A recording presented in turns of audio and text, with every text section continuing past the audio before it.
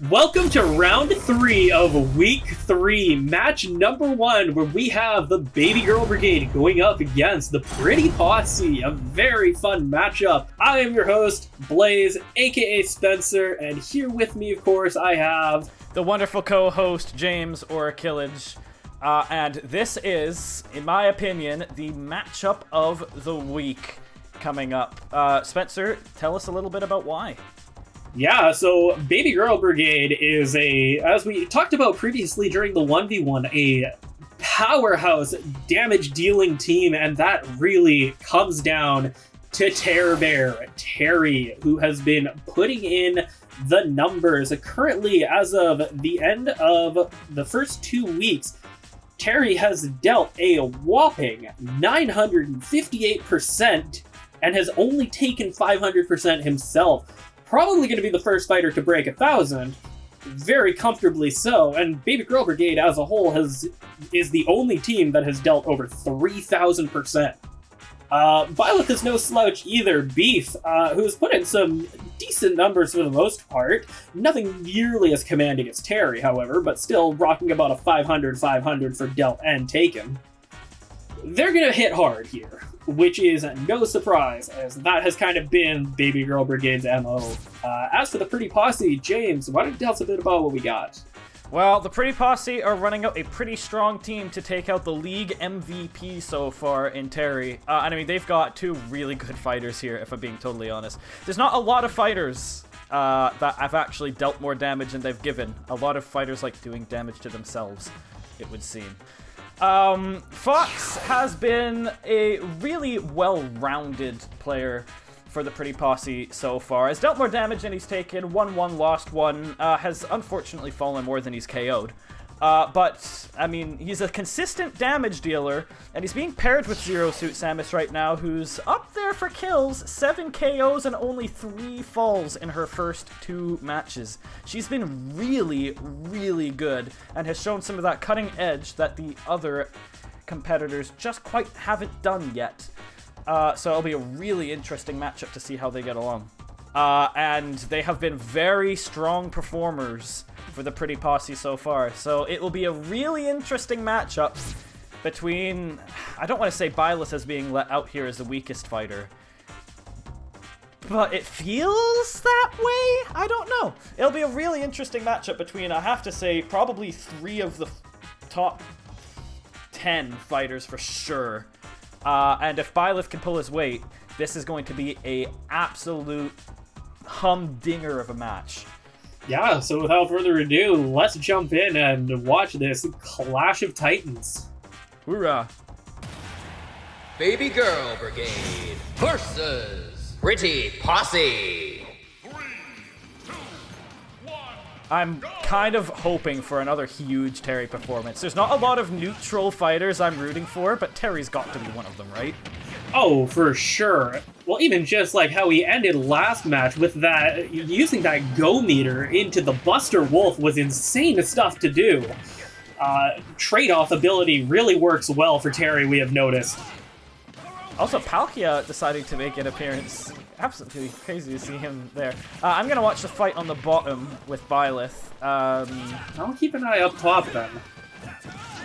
Well, never mind. The fight has moved up top, it would seem. That didn't last very long, did it? Although Byleth seems to be a little lost down there. Finally coming up to join the fray. We do have a Smash Ball coming in. Big early kill on Fox there. Oh, and we got Terry with that final smash, ready to use it. Oh, Terry on Fox! That is gonna hurt. And you know what? At a pretty decent part of the stage as well. This might... It won't quite. Not quite. Fox manages to survive, but Terry interrupts Fox's recovery there. You love to see it. What I'm already seeing here is that the Pretty Posse just don't seem to have the kill power that the Babygirl Brigade has. There's a lot of knockback and a lot of high damaging moves coming out from the red team side here. Speaking of high damaging moves, Dialga makes his appearance with that powerful Roar of Time, which he will not be using, unfortunately. I know, what a shame. A very strong move, but Fox is going to have to cool down after using his Roar of Time equivalent move there. Kind of underwhelming from him. No kidding. Terry does have his go meter locked and loaded. Will he use it again to great effect like he did last week? Yes, he will! Oh my god. There is the Buster Wolf. Bam! Absolutely disgusting stuff. The only person, I mean, we're starting to see Cloud use his limit a little bit more, but in terms of these kind of, I don't know how to say, meters, Terry has absolutely used his the most effectively in this tournament so far. Absolutely, and the fact that he doesn't just have Buster Wolf, but he also has that very dangerous power geyser he can use too. Will he use it again? It's hard to say. Definitely wants to be a more flat ground, not on the platforms. Violet does pick up a bomb and has a final smash meter ready to go. There is destruction being wrecked by Byleth. Never mind. And then misses the bomb as well. That is really rough. Samus goes for a taunt before firing off the final smash. Very classy stuff. Byleth deciding to down tilt the final smash before walking into it. An interesting strategy. Yes, definitely. Not sure what Byleth's game plan is here, but... Oh, here comes the fully charged fail nut. Yikes, big damage. If Fox is able to reflect that, though, that could be deadly. We do have another Smash Ball in play. I mean, I have to say, the Pretty Posse need that Smash Ball. We're seeing a lack of kill power from them so far, and they're not going to get it. It's guess who? Oh, he's missed it, though. It's okay, Fox has his, and maybe this time he'll actually land it. He does land it on Byleth, who is very low percent, unfortunately, but that'll get some decent percent on him, so that's not too bad. A nice solid 20 right there. Actually, probably closer to 30 after that explosion. Oh, I love Warp Stars. I love what Terry's carrying right now. Oh yeah, we can see some weird stuff as we've noticed so far in this league.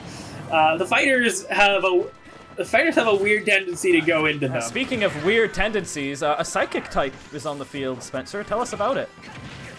Yeah, we got Cresselia, the counterpart to Darkrai, one of my personal favorite Pokemon. Cresselia is also quite a cool Pokemon design-wise. Yeah, she does really good, super effective damage against Terry as well. Those Psychics do big damage to that fighting type. Absolutely. An absolute pain to catch, though, as a rover, however, but that's only in the Sinnoh games, luckily. Oh, you make me laugh.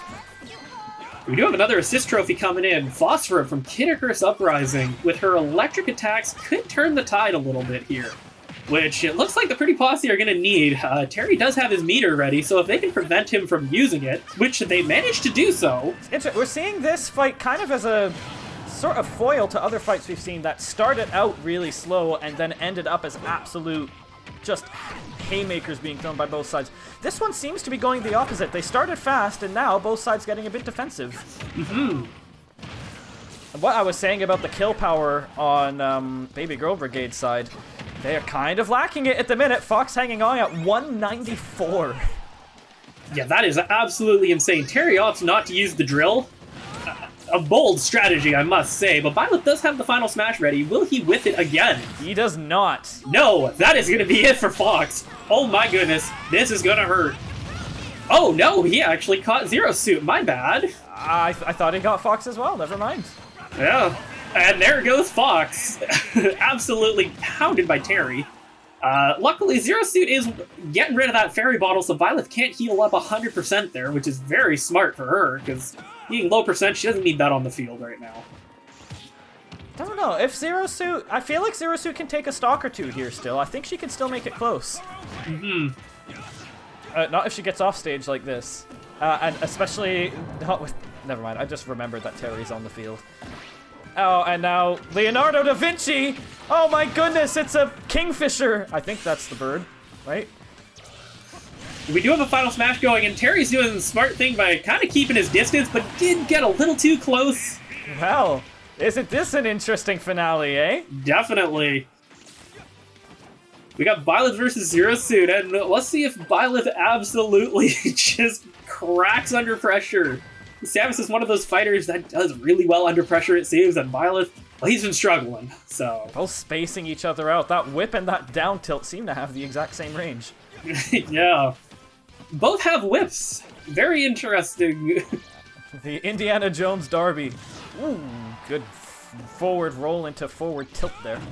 Oh, that could have been dangerous, that explosive. Really good spot dodge by Zero Suit there as well, but needs to press the advantage a bit more, needs to be aggressive. She's got a lot of percentage to make up here. Palkia coming in to remind the fighters about proper spacing. Important, very important. Absolutely. Byleth is only like one strong hit away from taking this win, but can he land it? Ooh, that was, I was about to say, that was it. Saw the life flash before the eyes of Zero Suit there. Just barely missing. Oh man, yeah, they are really playing the spacing game right now, aren't they? Like, they are right there! There's that forward tilt. A very strong forward tilt. Very close fight overall. Both teams played really well here.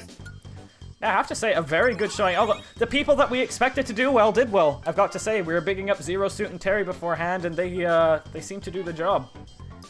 Yes, they did. 4 KOs for each of them, both dealing. I must say, Byleth getting 516 damage though is insane. I was about to say, look at the peak damage across the fighters as well. That is insanity. They are surviving a lot longer now, and it's really exciting to see this. Absolutely big win for the Babygirl Brigade. Tough loss for the Pretty Posse, however. Respect to the Pretty Posse, though. They went quite far behind really early, but made a really good game of it coming back late. Mm-hmm. I mean, when you look at the statistics, I mean, the Babygirl Brigade absolutely dominated. But as we know, they are the damage dealers. They are the damage dealers, but percentage doesn't mean everything. No, it doesn't. But my goodness, Terry, once again proven why he is the GOAT. Probably a top 3 fighter. Top 1? Very well could be the top fighter in the league right now. Are we having an MVP vote as part of the league? We probably will by the end of the series. We'll look back. But I would say Terry is one of the contenders for sure. Definitely would be so far.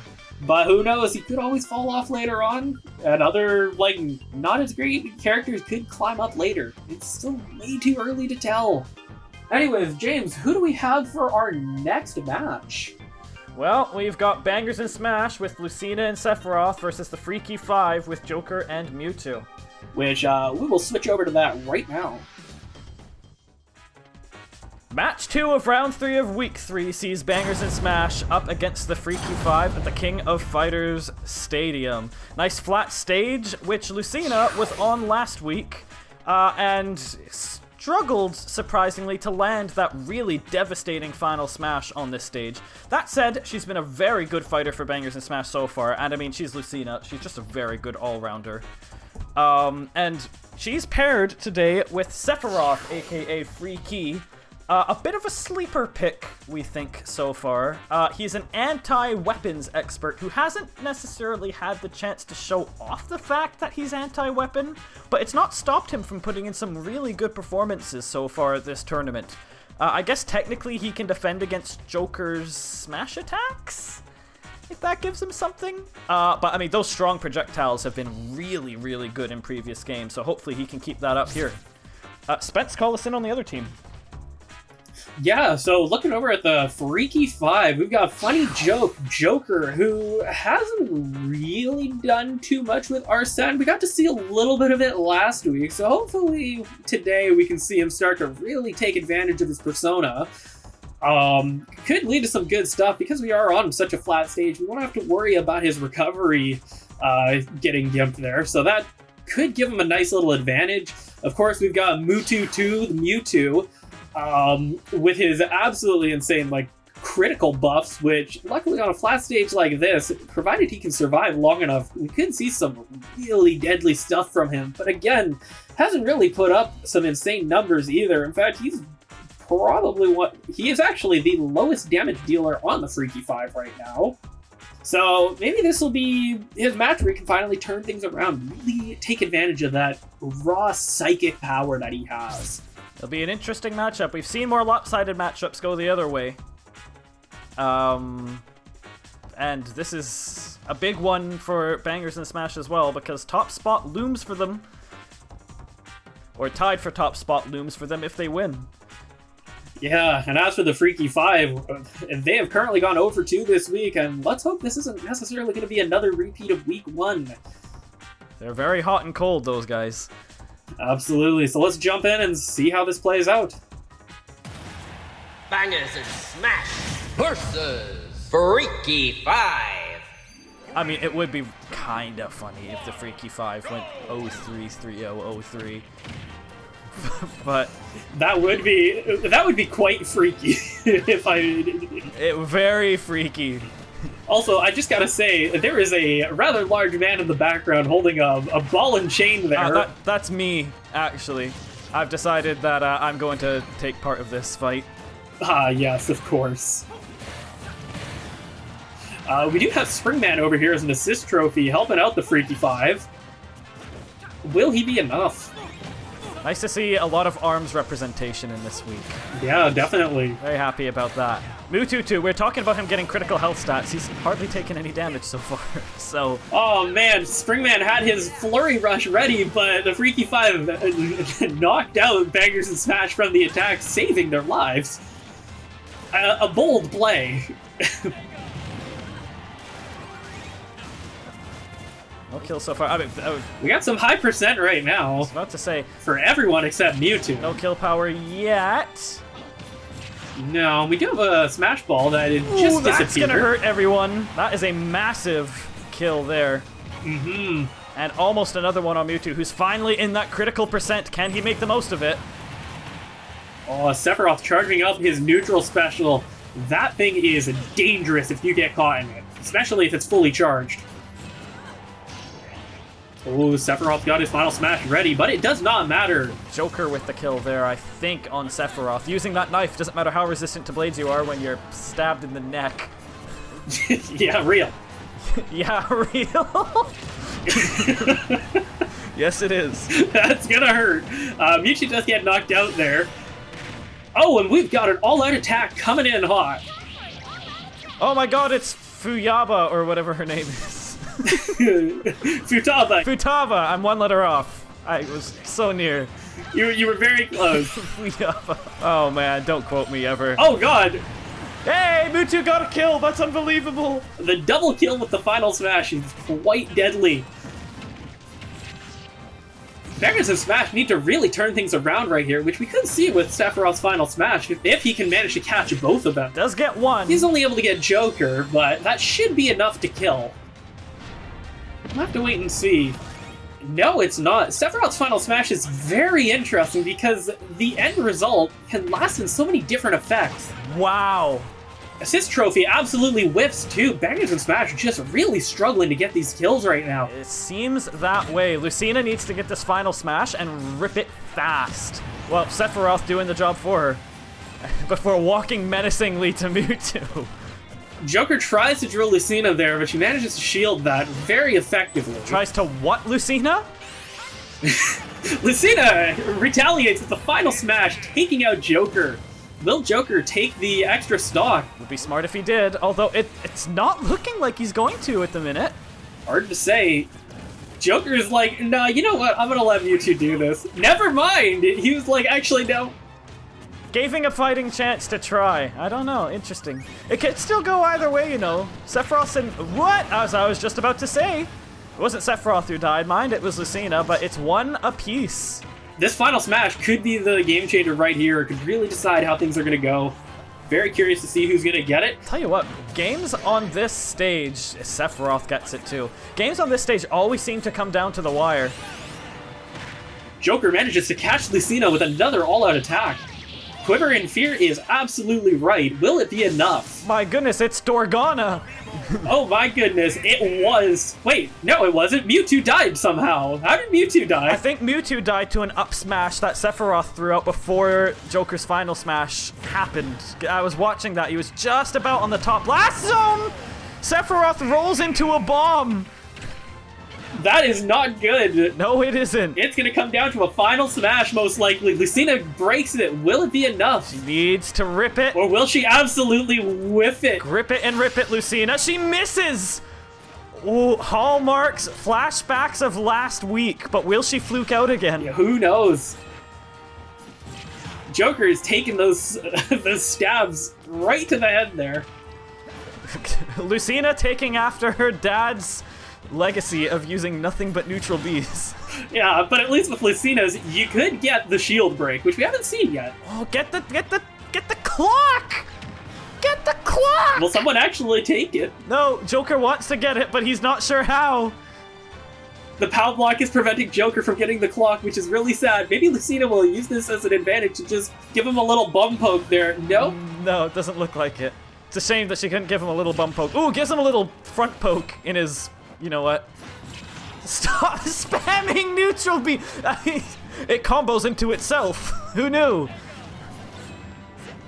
Joker with Arsene out. This, he needs to make it happen now. Would be a huge win if it happens. Yeah, both fighters, high percent. Oh, that's it! Joker clutches it out. Big win for the Freaky Five. Lucina kind of showing cracks in the armor. That big final smash miss, absolutely huge in deciding that one. Absolutely. Which, I mean, we faced, like, some cracks as if she didn't still get 3 KOs. Everyone got 3 KOs outside of Sephiroth, which, a very balanced fight, all things considered. But my goodness, Joker taking 565% there? Absolutely insane. I know, oh my god, what happened? Who killed himself at the... Sephiroth rolled into a bomb. That's what happened. That, I think, was probably it, yeah. That's a game changer, really. Absolutely. Bombs seem to have a tendency to affect games in a big way on the King of Fighters stage. Yes, they do. And luckily, this win does prevent the Freaky Five from going 0-3 again, so that is good to see. Unfortunately, Bangers of Smash had a rough week, only going 1-2, I believe. Which is, it's tough to see. Not the best week for them, although I can't say they put in any particularly weak performances either. No. So I think odds are that you'd expect them to bounce back. The good news is, like I said, at least they are staying competitive. Absolutely. On to our next and final match, we have, of course, us, Blazing Koopas, going up against Risky Bryzness, which will be a very fun fight to close off the week. So let's switch over to that. Oh boy, here we go. Blazing Koopas versus Risky Bryzness, the battle of the two titans, but maybe not in the standings. We are going to be, once again, going back to Norfair, Little Mac's favorite stage. Not much to say about Mac, unfortunately, because he had a very fluky win against Roy last week in their 1v1s on Norfair, and then absolutely did nothing to help Samus during their first match during week 1. Lucas has done alright, going 1-1 right now. Struggled a bit on his first 1v1, but overall he does a decent job. Definitely going to have to carry Mac through this. Luckily, Norfair is one of those stages that I think Lucas should be relatively fine with, provided he doesn't get a little too fancy off stage. James, why don't you tell us about your team? Yes, well, we need a big win here in the Battle of the OGs. And, I mean, the two fighters chosen today, we could say they've got some character. They're absolutely my two most shithouse fighters, if we're talking about the amount that they like to teabag and taunt all over the place. So I've really brought the personality out here. Bowser's underlying stats have actually not been that bad, despite the fact he's not quite won yet. Quite strangely for Bowser, he's lacked a little bit of that cutting edge, so hopefully we'll see a bit of that this week. And Robin has become, unironically, my favorite fighter of the entire tournament, after the absolute gong show that was her week 2 fight against Lucina. I'm even less so hoping for a win, and just more so hoping for some fantastic entertainment from these two fighters, because they can make things happen and leave your head in your hands all at once. Absolutely. It could be a very entertaining, yet very frustrating fight for both sides, unfortunately. And something else I want to just comment on is the level difference between Little Mac and Robin might be the biggest gap we've seen so far, with a 6-point difference. Will it matter? Very hard to say, but I guess there's only one way to find out. Blazing Koopas versus Risky Bryzness. Come on, risky Bryzness! You can't fucking lose! What do I pay you for? Clearly nothing. No, clearly nothing. Paying Diddy Kong to do most of my work. I don't even like him that much. No. Well, I'm just proud that Little Mac is still alive. Like, we're 20 seconds in. That's really nice. I'm not very proud of how much damage I've done to you. Seeing as well, I mean, we noticed this from Lucas in the earlier weeks. He is so using that grab game. It is almost the extent of his game at the minute. It seems to be working. That is going to be it for Little Mac. There goes his first stock already. No surprise there. It might not matter because Lucas is kind of carrying right now. Yeah, if he can get some big double KOs with those final smashes, which we could see right here. Might have to choose one or the other. Wow, look at Robin charging neutral B right next to him as he's unleashing final smash. And then teabagging on the edge. I love it. Ooh, Luke is getting ready to use that up smash. I was just about to say, and Robin only just got out of the way. My big fear with this match is Little Mac dying really early and then using share stock like twice. Yeah, the last thing you want is him putting your team in a hole, eh? Although, not doing it right there. 2 KOs for Mac. You know what? That's what we need to see. Mac maybe felt a little offended by those comments and was like, you know what? I can get some kills, guys. Absolutely. Laid out a massive forward smash there. Definitely. Although, Risky Business, you do have 2 of the Dragoon parts, which we have seen how powerful that could be. Mac does have the KO punch, which we have yet to see work. There's Bowser's signature taunt. Throw your final smash out. Here it comes. I mean, this is a kill on anyone if it lands. If it hits both of them, that's even better. It does hit both of them. Double KO. The plot thickens. Absolutely. Little Mac almost goes flying off the edge there. I'm just watching smash meters right now, but never mind. There's a Dragoon on site, and it's another double. Did it hit both? It did. It is Lucas's all that's left. A 1v2. Little Mac, unfortunately, just not working well today. To no one's surprise, really. I can't even blame him that much. It's not even like he's let the team down. It's just been Bowser has got 2 double kills in quick succession with the Dragoon and a final smash. And Lucas needs to do a lot better with this final smash if he's going to stand a chance, and he's just misaiming it. Yeah, he just cannot figure out how to aim, which is something we've seen earlier, too. He really does not know how to use that PK Star Swarm. He seems to figure it out in week 2, and he seems to have forgotten how to do it. Well, I mean, it will take quite something for, you know, the small blonde kid to kind of wreck something out of here. Big up smash there. Like that would be a good start. Absolutely knocks the smash ball out of Robin there. Lucas is going to need this smash ball mostly just to keep it away from the risky Bryzness. Maybe not necessarily to use it himself. I was about to say you might not be able to get much use out of it, but the last thing he wants is someone like Robin getting it. Well, let's see if Robin can connect it, which she does. That is most likely going to be it for this match. I doubt Lucas survives over 100. No, that is it. A very quick and decisive match. Big win for the risky Bryzness there. That's refreshing. The whole match was decided within 20 seconds, to be honest. Bowser's final smash followed with the Dragoon just swung the battle so fast. Definitely. That was really impossible for the Blazing Koopas to recover from that. No, another quick match, and Mac just... unfortunate.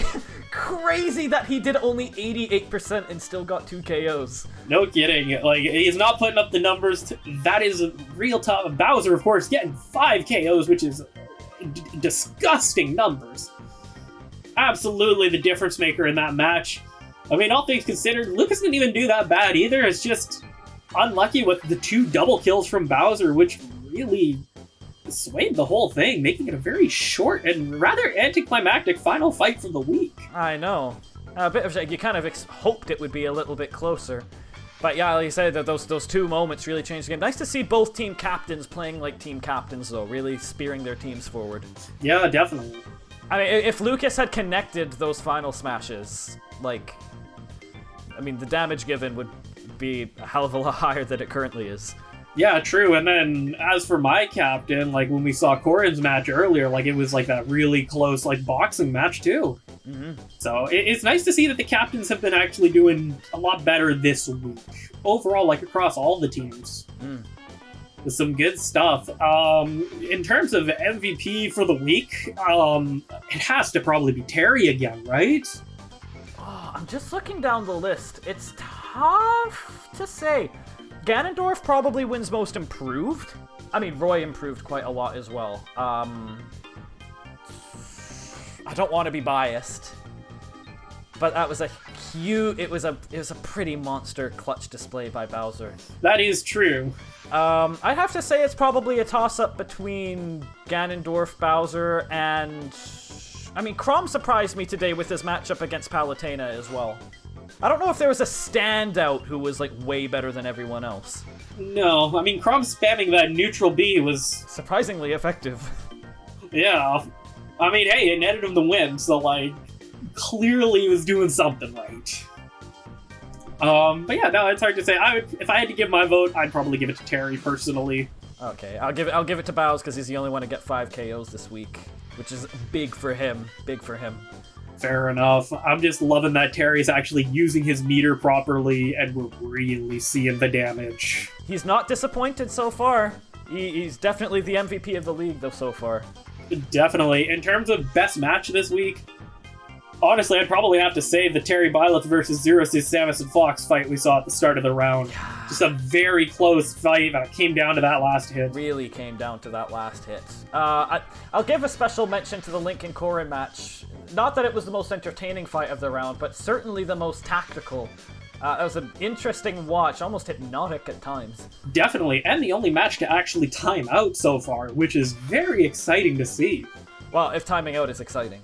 But well, it is a first at least, so... it's exciting because it's novel, so... Exactly. So, who knows how many more games we'll see timeout, or if we even get to sudden death, because we haven't seen that yet, which, who knows? As for what's next, however, we actually have our first tournament coming up, which will be a lot of fun. It will be a doubles tournament where each team will be submitting 2 fighters to compete, and we'll probably be talking about it a little bit more once we're there. But I think that is going to wrap it for week 3. I've been Blaze, aka Spencer. I've been Kilij, aka James. And we will see you guys at the tournament. See you soon.